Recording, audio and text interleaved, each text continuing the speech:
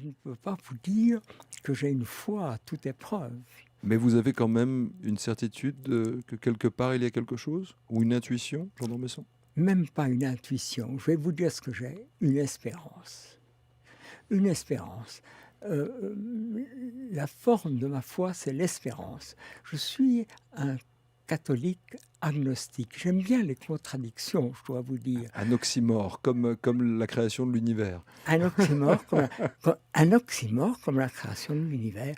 La création de l'univers soit un oxymore, c'est évident.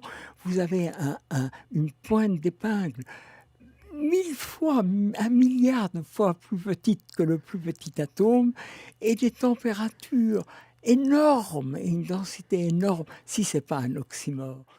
Mais il y a un problème qui est insoluble, c'est le problème du mal. Mmh. Le problème du mal est insoluble, évidemment.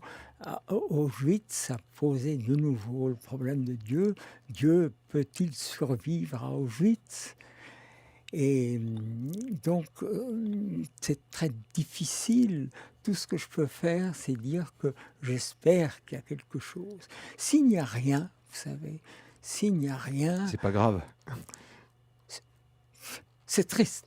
Voilà, comme dit Renan. Voilà, on en revient. On Voilà. en revient à Renan, c'est triste.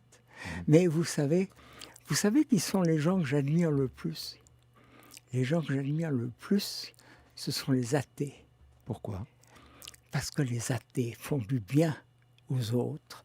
Les médecins athées, les gens les avocats athées, les gens qui s'occupent des autres sans croire à Dieu, est-ce que ce n'est pas très supérieur à ceux qui font du bien en attendant une récompense?